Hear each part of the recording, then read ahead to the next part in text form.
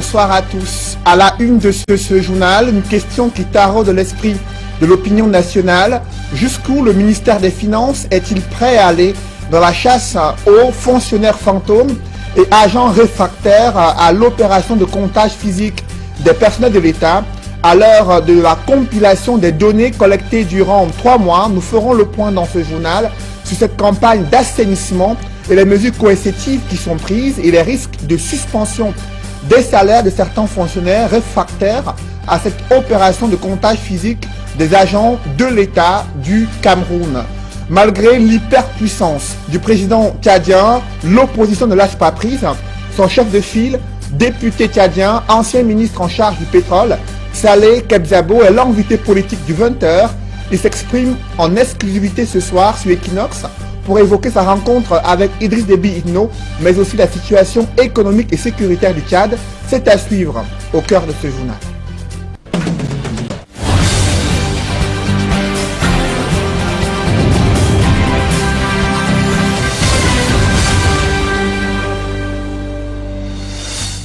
Merci de suivre cette édition complète de l'information sur Equinox Télévision. Encore un grave accident de la route sur l'axe PK8, carrefour Cité des Palmiers, dans le 5e arrondissement de Douala. Des usagers ont été percutés de plein fouet sur cette pente lors d'une descente à grande vitesse de camion. Un vieux engin, selon des témoins, 5 blessés graves ont été enregistrés. Des témoins déplorent un système de freinage défectueux dans ce camion hors usage, pourtant qui continue de rouler depuis de nombreux mois sur les différents axes routiers au Cameroun. Le récit des faits avec Auréole Tchoumi. Un blessé grave en voie d'évacuation à l'hôpital général de Douala. À l'hôpital de la Cité des Palmiers, 3 autres victimes sont sous soins intensifs. Quelques minutes plus tôt, la 5e victime de cet accident de la circulation a été transférée.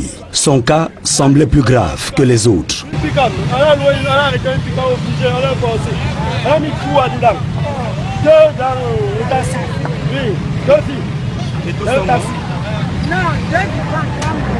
La prise en charge de tous ces blessés a été immédiate dans cette formation hospitalière de la Cité des Palmiers de Douala. Il s'agit de 2 conducteurs de moto et 3 passagers, dont 2 jeunes filles. On est assis au bar de la descente de PK8 là. Nous on est préparé pour entrer amis là-bas. On a vu une pick-up de la Guinness qui a perdu le contrôle là. Il est descendu là, il a heurté le moteur qui montait. Là. Bon, il y a eu les cas graves, il y a eu 5 cas graves. 2 filles, 3 hommes là. Bon, le cas le plus critique, on vient d'évacuer ça à l'hôpital. Sur la scène de l'accident, l'ampleur des dégâts est perceptible.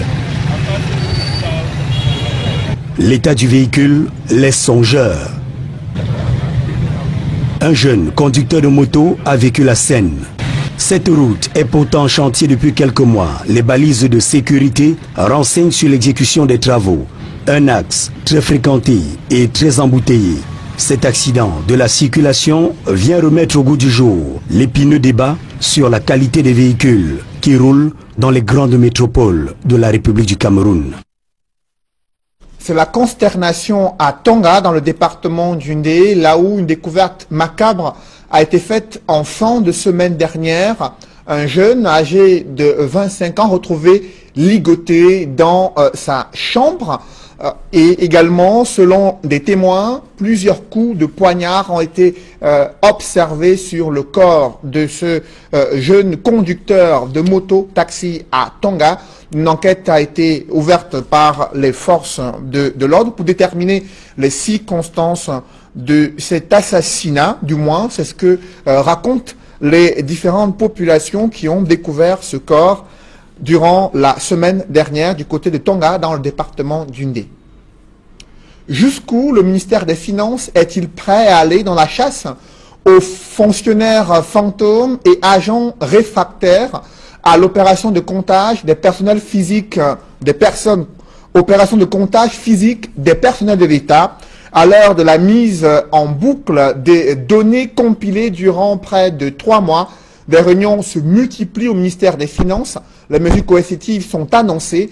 L'équipe de coordination reste ferme quant à la suspension des salaires des agents de l'État qui ont refusé de se faire identifier durant cette campagne d'assainissement du fichier solde de l'État. Des précisions avec Élisée Bogba et Aïk Cyril.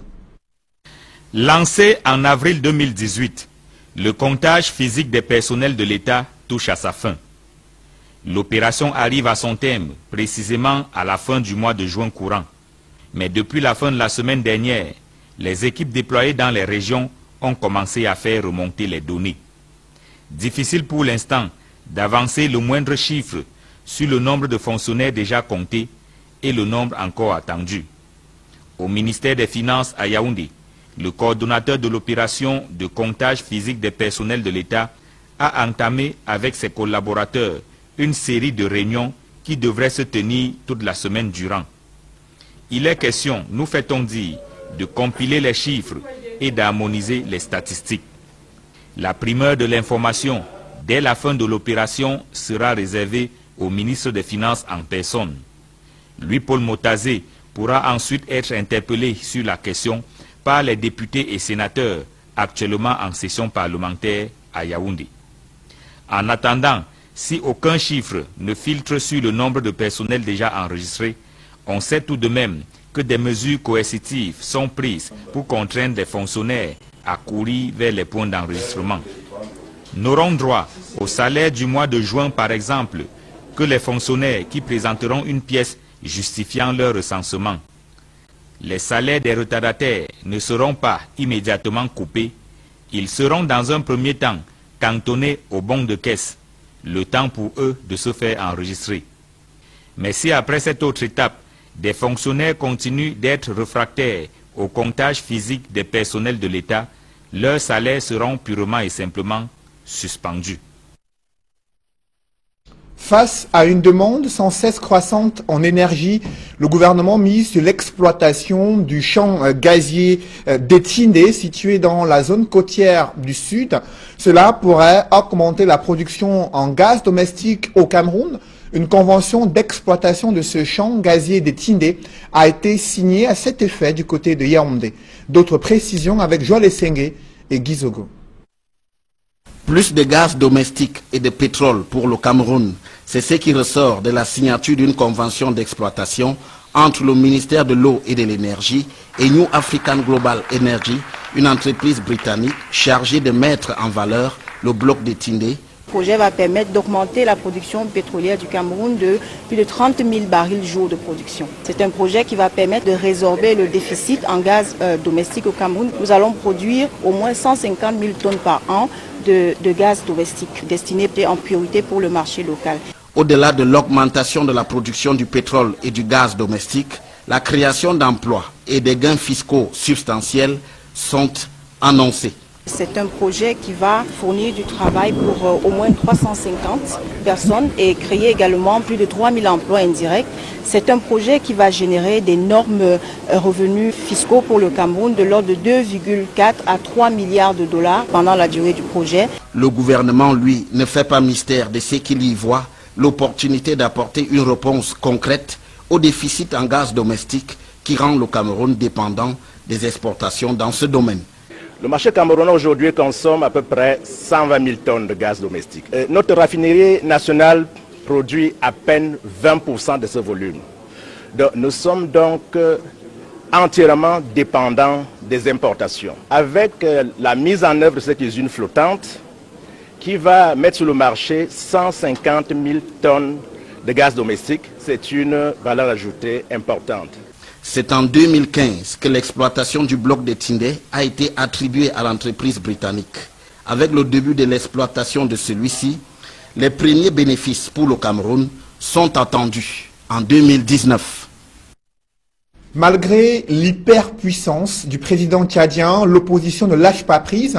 Son chef de file, Saleh Kebzabo, député tchadien, ancien ministre en charge du pétrole, l'invité politique du 20h, il dévoile en exclusivité la teneur des échanges vifs qu'il a eus avec le président Idriss Déby Itno. Mais avant de suivre cet entretien exclusif, je vous propose de suivre d'abord ce public reportage concernant cette école privée, le Petit Monde, à Deido, qui a clôturé son année scolaire le 9 juin dernier au cours d'une cérémonie riche en sons et en couleurs. Et le thème retenu, c'était intégration du multiculturalisme dans l'éducation, le vivre ensemble dans la diversité culturelle du Cameroun. Reportage. Située au quartier d'Edo, au lieu du Grand Moulin à Douala, l'école privée, désormais bilingue, le Petit Monde, était en fête ce 9 juin 2018. Pour cette cérémonie de départ en vacances, un thème retenu: intégration du multiculturalisme dans l'éducation, vivre ensemble dans notre diversité culturelle.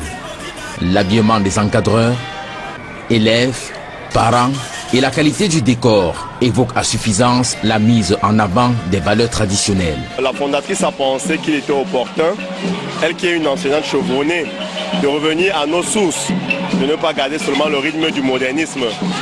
Elle estimait donc à bon escient qu'il fallait, pour cette célébration de fête de fin d'année, demander aux parents, aux élèves et aux enseignants de se mettre en tenue traditionnelle pour célébrer, pour magnifier un peu l'importance des tenues traditionnelles et de la culture dans son ensemble au Cameroun.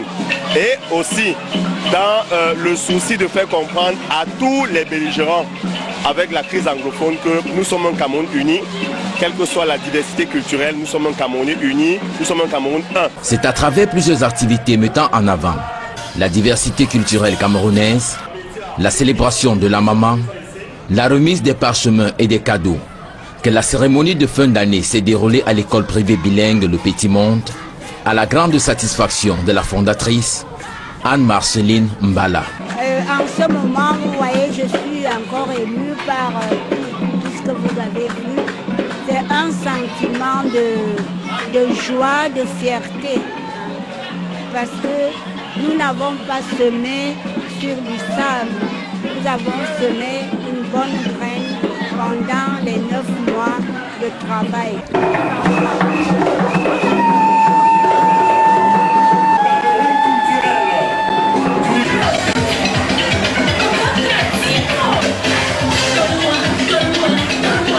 Les parents venus en grand nombre sont satisfaits non seulement de la réussite de l'événement du jour, mais aussi et surtout de la qualité de l'éducation que reçoivent leurs enfants. J'ai choisi cette école parce qu'elles sont en petite section et je ne voulais pas une école qui leur apprenne très tôt le 1 plus 1 égale 2, le ABCD. Je voulais vraiment que leur début d'enseignement soit ludique et je peux dire que je suis extrêmement satisfaite des résultats. Elles se sont beaucoup amusées, elles ont évolué aussi en langage, en apprentissage aussi, torsion de la main, vraiment je suis ravie. Et plus encore de cette journée qui m'émeut quoi. Ouverte en septembre 1986, l'école privée Le Petit Monde est devenue officiellement bilingue le 6 mai 2018. Elle a eu cette année 82,77% de réussite à l'entrée en 6e et 100% au Common Entrance.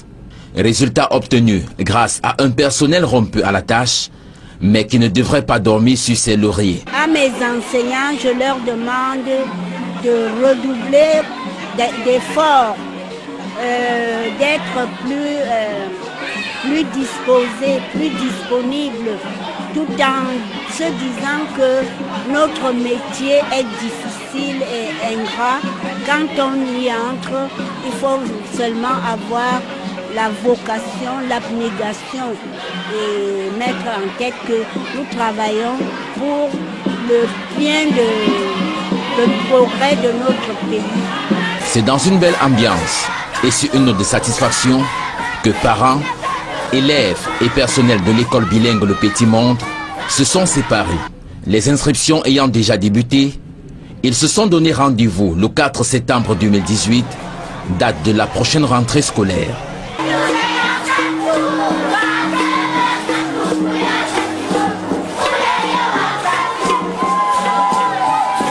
La Société anonyme des brasseries du Cameroun et son eau minérale Tanguy restent des partenaires majeurs des événements de golf au Cameroun. Des précisions dans ce reportage où la marque Tanguy a accompagné une compétition de golf qui était très courue ces dernières semaines au Cameroun. Reportage. Sport et culture font bon ménage au groupe SABC. À travers la marque Tanguy, la Société anonyme des brasseries du Cameroun soutient le tout premier challenge interculturel de golf du Cameroun. Le monde en fait n'est qu'un challenge. Et il faut à tout prix avoir un esprit de challenge pour aller vers l'autre et pour l'ouverture. Et les brasseriers en fait ont été le leading partner de cette compétition pour nous apporter en fait un éclairage. Et c'est un esprit d'équilibre. Parce qu'en fait, qu'est-ce qu'on fait dans cette compétition? On a l'équilibre du corps par la boisson Tanguy, avec le sport, le golf, et l'équilibre de l'esprit par la lecture de l'ouvrage Le Monde Global, Le Monde Métissé. Le monde global, le monde métissé, le titre est lâché. La dédicace de l'ouvrage constitue la partie culture du challenge. C'est un livre qui essaie de voir comment le monde évolue et qu'est-ce qu'il faut faire pour la diversité et pour un monde meilleur. Si l'ouvrage s'arrache comme de petits bouts de pain, l'eau minérale naturelle source Tanguy, pour sa part, accompagne le lecteur qui parcourt le livre. La partie sport du challenge se fait en 3 temps. D'abord, l'initiation à la pratique du golf. Entre 2 exercices, les apprenants s'abreuvent aux sources de l'eau minérale Tanguy. Ensuite, une partie d'exhibition pour enfants. Et enfin, la compétition pour adultes.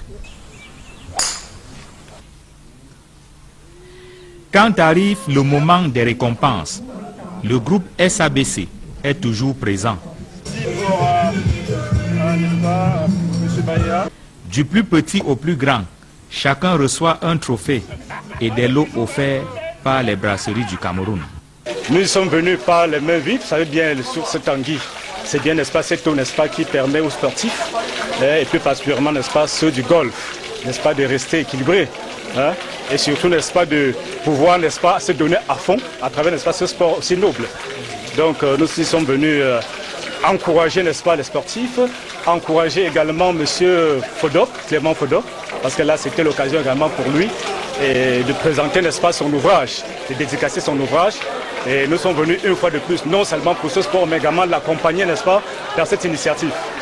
Au final, c'est un accompagnement remarquable que le groupe SABC apporte au premier challenge Golf Tanguy interculturel. Je tiens principalement à remercier Emmanuel de Tailly, qui est un promoteur de l'interculturalité, donc qui est très ouvert, donc il a de l'esprit d'ouverture, et cet esprit d'ouverture a permis de mixer, en fait, d'aller vers l'équilibre avec Tanguy, l'équilibre de la culture et l'équilibre du sport.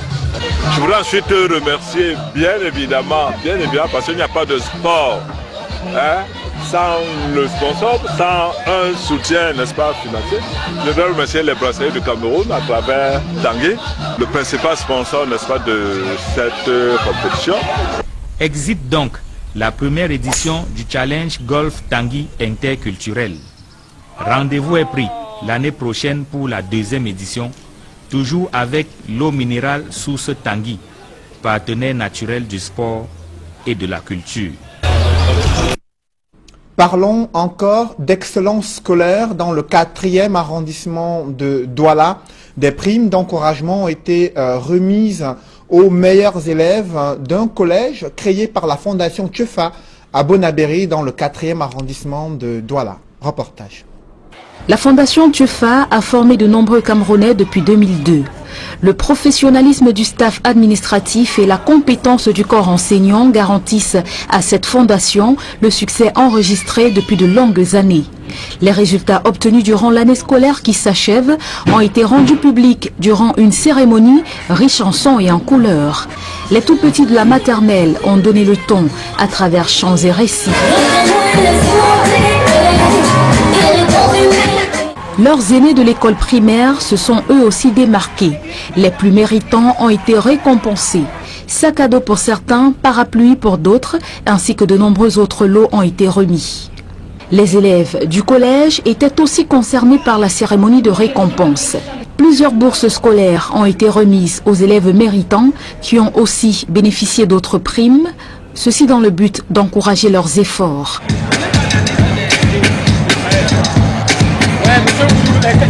À l'heure du bilan à la Fondation Tchefa, l'on se réjouit des résultats obtenus, en attendant bien sûr les résultats des examens officiels. L'année s'est globalement bien déroulée ici au collège Tchefa.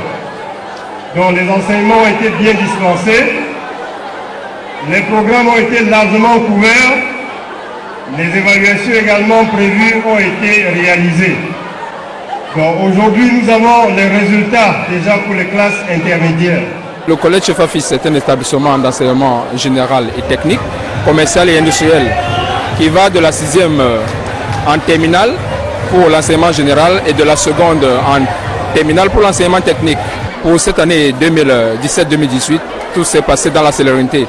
La particularité du collège Chef est que nous suivons les élèves dès la rentrée et jusqu'à la fin. Avec ce suivi des apprenants, les bons résultats sont attendus au terme des examens officiels. Compte tenu des mesures prises, nous espérons des résultats meilleurs. Déjà, généralement, nos résultats sont graduellement plus élevés. Généralement, on essaye de faire le maximum pour toucher le plafond. Le pourcentage, c'est relatif par rapport aux différents examens. Parce qu'on a des examens comme les séries AK où on a 100%, F3 on a 90%. Donc c'est relatif. Parce que l'objectif, en fait, c'est de tout faire pour avoir les 100% de réussite pour tous les examens. Nous regardons vers cette direction, même si c'est un peu difficile. Le partenariat gagnant entre parents et responsables de la Fondation TUFA dure depuis 2002. Et c'est une relation qui va davantage se consolider dans les années à venir. Le collège est né de la volonté d'un groupe à promouvoir un enseignement de qualité. Et cet enseignement de qualité, nous avons deux axes qui nous permettent d'y arriver. Sur le plan de la pédagogie, la formation des formateurs, à l'intérieur un accompagnement des enseignants que nous avons par des animateurs pédagogiques, internes et externes, et la promotion de l'excellence. C'est dans ce cadre que la distribution de prix que nous avons aujourd'hui, il s'agit de promouvoir le goût de l'effort, susciter le goût de l'effort au sein des apprenants. Sur le plan qualitatif également, nos résultats sont croissants depuis cette date. La Fondation TUFA comprend le groupe scolaire bilingue, maternelle et primaire, avec 18 salles de classe, des salles spécialisées, des équipements de pointe, des aires de jeu, des salles de repos équipées pour les tout-petits. Au collège, les apprenants évoluent aussi dans un cadre propice à leur épanouissement. Ils ont à leur disposition une salle informatique, une bibliothèque, des ateliers pour la technique, bref, tout le nécessaire pour garantir leur réussite. Forme constitutionnelle controversée, le président tchadien Idriss Déby Itno concentre à lui tout seul presque tous les pouvoirs sans premier ministre.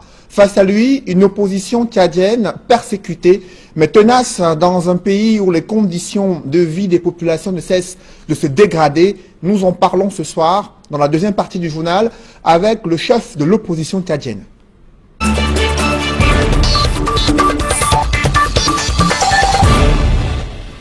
Je vous le disais en titre, je reçois sur ce plateau le chef de file de l'opposition tchadienne, Saleh Kebzabo. Bonsoir. Bonsoir. Vous êtes député à l'Assemblée nationale au Tchad, président de l'Union nationale pour le développement et le renouveau, ancien ministre tchadien chargé du pétrole.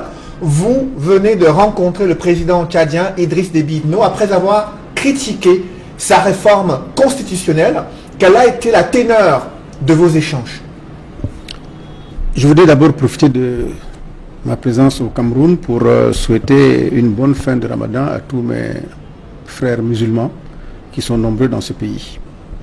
Pour répondre à votre question, il est difficile en quelques minutes de restituer ce qui s'est passé entre le président et moi lors de cette rencontre qui date maintenant de 2 bonnes semaines. J'ai demandé à rencontrer le président dans le cadre légal du pays. Au Tchad, le statut de chef de l'opposition désigne le premier parti le plus nombreux à l'Assemblée nationale comme étant le chef de l'opposition, et c'est le cas pour mon parti. Depuis plus de 6 ans, je n'ai pas rencontré le président Déby. Nous avons donc estimé, au niveau de notre parti, qu'il fallait dépasser un peu cette vanité ou cet ego surdimensionné de l'un ou de l'autre, voir les intérêts du pays et se rencontrer pour discuter du pays. C'est ce que nous avons fait. Au-delà de la Constitution qui n'a pas été vraiment le centre de nos préoccupations, moi j'avais un aide-mémoire qui mentionnait un certain nombre de sujets brûlants et d'actualité. Quels sont ces sujets que vous avez évoqués avec le président Idriss Déby? Je peux évoquer quelques sujets que nous avons évoqués. Nous avons parlé de l'exercice des libertés de façon générale. Le Tchad est un pays démocratique. Et il y a donc des standards qu'il faut respecter. Vous ne pouvez pas dire que vous êtes un pays démocratique et que la radio et la télévision d'État sont monopolisées par le parti au pouvoir, par le président ou ses proches. Ce n'est pas normal. Nous avons discuté de cela et je pense que nous en avons convenu que dorénavant ça devait changer. Et d'ailleurs, dans la semaine qui a suivi, le Haut Conseil de la communication a saisi les organes publics de télévision et de radio pour les ramener à l'ordre et les rappeler à une bonne équidistance dans le traitement de l'information, que ce ne soit pas un espace privilégié au pouvoir. Et donc dorénavant au Tchad, j'espère que nous aurons de plus en plus accès aux médias publics. Nous avons évoqué le problème de l'exercice des libertés. Les partis politiques aujourd'hui se retrouvent devant une portion de plus en plus congrue dans l'exercice de leur liberté et de leurs droits. On ne peut pas organiser des réunions publiques, on ne peut pas organiser de meetings, on ne peut pas organiser de marches pacifiques. C'est contraire au droit international, contraire au droit national, contraire à notre constitution. Et je pense que là aussi, on est en train de faire en sorte que ces dispositions-là puissent être mises en œuvre. L'un des exercices de la liberté, c'est l'Agence nationale de sécurité, qui, comme vous le savez, est une agence de renseignement qui a la main mise sur tout ce qui se passe dans notre pays. Et quel problème ça pose? Ça pose un problème de liberté, tout simplement. Vous ne pouvez pas être libre dans votre pays lorsque l'ANS vous pourchasse, que vous soyez opérateur économique, agent social ou acteur politique. Ils sont présents partout, ils sont omniprésents. Ils exercent des pressions dans tous les domaines sur tous les citoyens. Et ils sont comme un État dans un État. J'ai dit au président que ce n'était pas normal, ça devait cesser. Lorsque l'agence de sécurité pourchasse les citoyens, les arrête, les enferme dans des caisses de voitures, les délivre là-bas chez eux, les chicotent, les malmènent, les torturent, les enferment dans des cellules, ce n'est pas normal, ça doit cesser. Le président a été surpris, apparemment, que je lui dise qu'il y a des cellules. Mais je crois qu'après cela, il a vérifié. C'est bien pour cette raison que vous avez appris, il y a une dizaine de jours, que des acteurs politiques ont été libérés à Doba, dans le sud du pays, où ils étaient enfermés par l'ANS depuis plus de 2 mois. Justement, pourquoi avoir évité ce sujet qui fâche concernant cette réforme constitutionnelle qui donne les plans pouvoir au président Idriss Déby Itno? Non, il n'y a pas de sujet qui ne fâche pas. Tout ce que je suis en train de vous dire fâche, et bien d'autres questions sur lesquelles on a discuté fâchent. S'il n'y avait que des sujets qui ne fâchent pas, il n'y a pas de raison que je demande à le rencontrer. Dans ce cas-là, chacun pouvait continuer à rester dans son coin.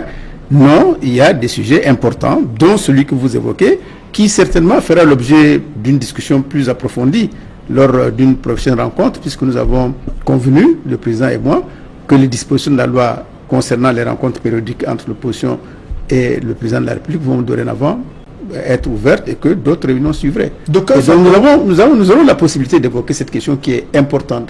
En elle seule, ce problème de constitution mérite un entretien entier. Un problème de constitution, une réforme constitutionnelle qui donne les plans pouvoir au président Idriss Déby Itno et qui supprime le poste de chef du gouvernement. Quel rôle le Parlement tchadien a joué dans la mise en place de cette réforme? Le Parlement tchadien a joué un rôle totalement négatif. Parce que c'est lui qui a entériné, c'est lui qui a voté cette nouvelle constitution, qui la prive elle-même d'un certain nombre de ses possibilités de contrôle de l'action gouvernementale. Lorsque vous supprimez la disposition sur la motion de censure, à quoi servirait l'Assemblée dans ce cas? Lorsque vous maintenez l'interpellation du gouvernement et que vous savez qu'il n'y a plus de chef du gouvernement, autre que le président, c'est le président lui-même qui est devenu maintenant chef du gouvernement. Est-ce que vous pensez qu'on va l'interpeller devant l'Assemblée nationale? Je ne le crois pas du tout.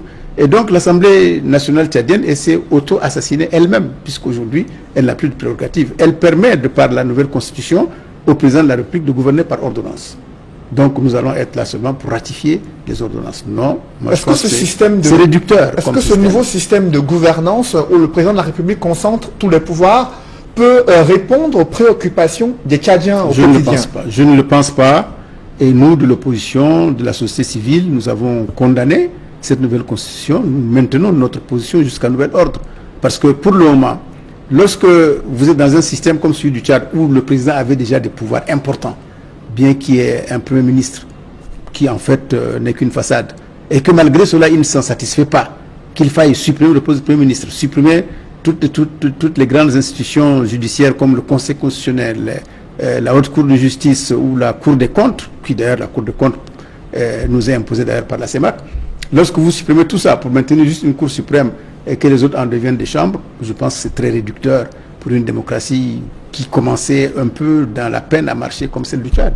Justement, après cette rencontre avec le président Idriss Déby Itno, rencontre au cours de laquelle vous n'avez pas évoqué ce sujet sur la réforme constitutionnelle, certains journaux tchadiens estiment que vous en êtes sorti plein les poches et que vous avez changé d'attitude et d'opinion politique après la rencontre avec le président Idriss Itno. Qu'en est-il réellement? Écoutez, sous le président Déby, j'emmagasine aujourd'hui 28 années d'opposition.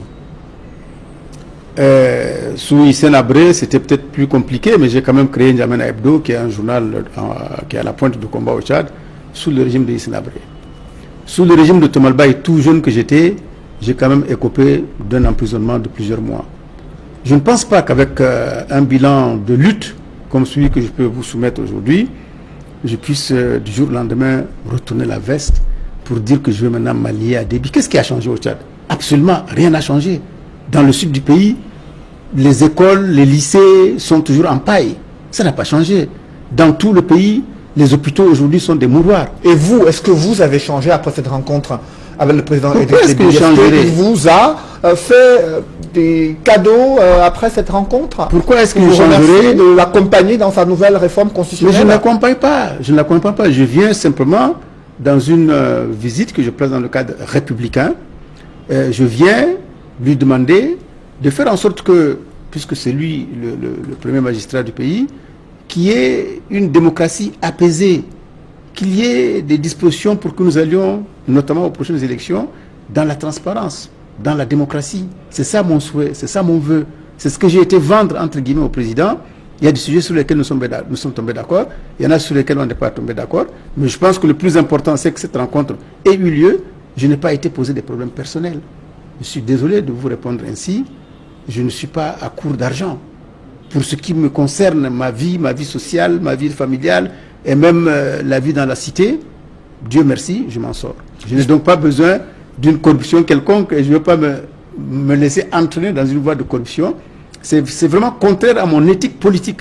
Je suis allé voir le président défendre des problèmes du pays, lui poser les problèmes que nous vivons, qui sont des problèmes vivaces et qui sont importants. Justement, parmi les problèmes majeurs du Tchad, il y a la situation économique du pays.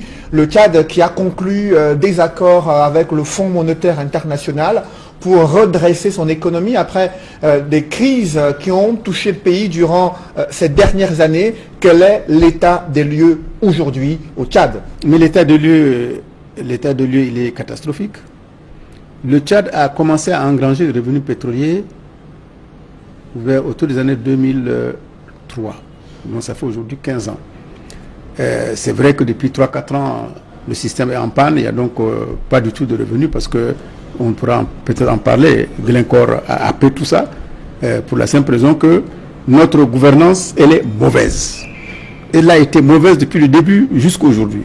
C'est ça le gros problème de notre pays. Comment une multinationale s'est-elle retrouvée au cœur des recettes pétrolières au point d'en pouvoir impacter sur les revenus de l'État qui sont destinés aux investissements publics au Tchad? Pour la simple raison que cette mauvaise gouvernance caractérisée dont je parle a fait de la prédation un système de gouvernement de notre pays. Aujourd'hui, il y a l'enrichissement sans cause. Et une des choses que nous décrions au Tchad, vous avez des super milliardaires qui sont partis de rien comme nous, un fils de paysans sans héritage et qui aujourd'hui se retrouvent à la tête de fortunes colossales. C'est ça le problème, c'est une des gangrènes de notre pays. C'est pour cela que nous, au sortir de l'élection présidentielle de 2016, que Déby a perdu, mais qu'il a arraché par un coup d'État électoral, un coup d'État institutionnel. Mais les partisans du chef de l'État estiment que c'est lui qui a gagné les élections, qui a les résultats officiels qui permettent d'attester de sa victoire. En effet, la CENI, le Conseil constitutionnel sont contrôlés par le gouvernement, par le président Déby, donc c'est tout à fait normal qu'il s'en réclame. Mais nous, on a publié nos résultats. Je voudrais vous dire qu'à ce jour, ces résultats placent Kebzabo en tête. Je ne dis pas qu'on a gagné, mais nous sommes en tête au premier tour. Au Tchad, c'est un système de 2 tours. Et le deuxième tour, ils l'ont refusé. Et ils ont donc fait un coup d'État électoral. Donc, pour revenir à votre question, au Tchad, aujourd'hui, nous sommes dans un pays qui est en ruine économique, en ruine sociale, en ruine morale, à tout point de vue. C'est un tas de ruines sur lesquelles le président s'est assis pour gouverner le pays. Et c'est ainsi qu'à court d'argent, il a été entraîné dans cette voie par d'autres pays d'ailleurs africains qui excellent dans ce domaine pour aller contracter une dette auprès de Glencore. Glencore a financé l'achat du Tchad des parts de Chevron dans les constructions pétrolières. Mais le Tchad n'a pas d'argent et donc Glencore a financé à ses propres conditions. Nous pensions, il y a 5-6 ans, alors que cet ISA a été vendu, que c'est une embellie au bout de 3-4 ans. En fait, d'embellie aujourd'hui, nous sommes dans un gouffre total. Même si le baril du pétrole aujourd'hui connaît une légère embellie. Une légère embellie autour de 70-80 $. Même si les négociations de Paris de la fin de l'année dernière, soutenues, appuyées par la France, la Banque mondiale, le Fonds monétaire pour demander à Glencore de lâcher un peu de l'Est et que Glencore l'a accepté, ça ne change pas grand-chose. On attend le mois de juin. C'est à partir de juin que, enfin, le Tchad va disposer de ses revenus pétroliers qui ont été confisqués par Glencore ces dernières années. Et comment souhaitez-vous que ces revenus soient orientés pour l'amélioration du quotidien des Tchadiens? Premièrement, il ne faut pas qu'ils soient orientés dans les poches des individus. C'est ça d'abord la question primordiale aujourd'hui au Tchad, c'est la prédation. La prédation au sommet du pays qui est devenue une institution. Il faut qu'on en sorte. Et c'est bien pour cela que lorsque nous, on a, après l'élection, demandé un dialogue inclusif, c'est parce que nous pensions que tous ces problèmes-là, en plus d'autres, devaient être présentés et qu'on prenne des décisions les concernant. Lorsque le président a préféré un forum dit inclusif qu'il a tenu en mars, et que vous regardez les conclusions de ce forum, on ne parle absolument pas de l'enrichissement illicite. Donc, on a passé l'éponge sur des milliers de milliards de francs qui ont été détournés par une certaine catégorie de nos citoyens. Nous disons que ce n'est pas normal. Pour vous, la lutte contre la corruption est inefficace au Tchad? Elle n'existe même pas. Parce que voilà un pays dans lequel, comme je l'ai dit, les détournements massifs à ciel ouvert ont eu lieu et continuent encore de l'être.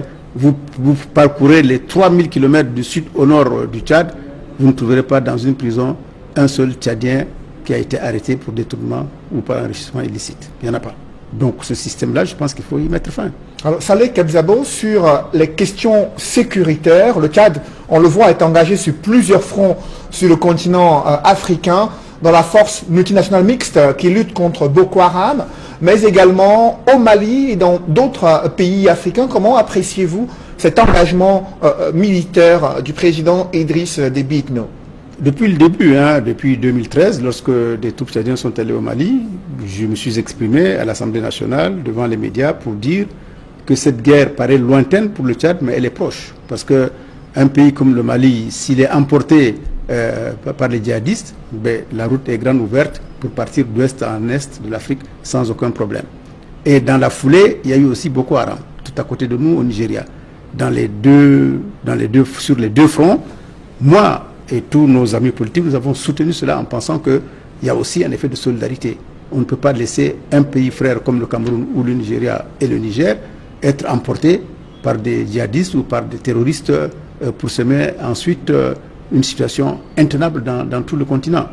Nous avons donc fait, je pense, notre devoir qui consistait à soutenir les armées des autres pays pour contenir toutes ces situations qui étaient devenues incontrôlables par nos pays. Cependant, les caisses de l'État tchadien en souffrent quand même de cet engagement militaire. Voilà un des aspects qu'il faut évoquer.